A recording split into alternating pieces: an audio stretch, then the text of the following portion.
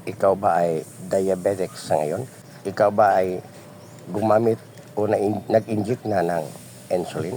Alam ninyo, ayon sa statistic, halos 5 milyon na katao ang may diabetes sa ating bansa. Ang diabetes ay magdulot ng maraming komplikasyon at kung hindi ito makontrol, humantong ito sa malaking gastusan hanggang ikaw ay i-dialysis. Huwag hayaan na mangyari ito. Ito ang makatulong sa iyo, ang insulin plant. Galing ito sa India. Alam ninyo, ang India gumawa ng gamot para sa diabetes at mula sa insulin plant, nag-extract sila at ginawang gamot.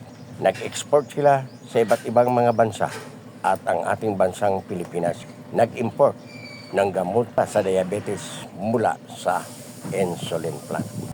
Ang insulin plant, madali lang gamitin kung gusto kayong hindi gumastos ng malaki sa iyong problema.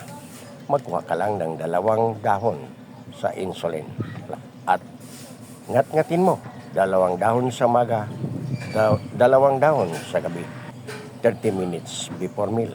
Gawin mo ito within 14 days at ma-regulate niya ang sugar mo. Hindi ka na kailangan magpa-inject ng insulin.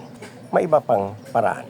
Kung hindi ka magngat-ngat ng dahon ito, dikdikin mo ang 2 dahon ng insulin plant at i-dissolve mo sa kunting tubig at inumin mo 30 minutes before meal. Gawin mo ito umaga't gabi within 14 days.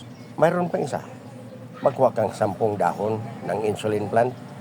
Haluan mo ng 1 litrong tubig, pakuluan mo ng 5 minutes at inumin mo. Gawin mong tea umaga't gabi. Makita mo ang epekto. Talagang ma-regulate ang blood sugar mo. Habang ikay uminom nito, kailangan mo i-monitor ang sugar mo. Baka talagang bababa ang sugar mo. Kaya kailangang i-monitor mo ang iyong sugar. Hindi lang ito para sa mga tao may diabetes ang makagamit nito. Kahit ang mga tao na mahilig kumain ng matatamis na pagkain, kailangan silang kumain, magnat-ngat nito or uminom nito para maiwasan na magkaroon sila ng diabetes. Tandaan, prevention is better than hospital bill. Hindi ko kayo pinilit na maniwala sa aking content. Ngunit ginawa ko lang ito para may mapagpilian kayo. Pero kung gusto nyong gumamit ng mga synthetic drugs, kayo na ang pumili nito. But alam ko, dahil ako ay herbal, paki-share and subscribe my YouTube channel.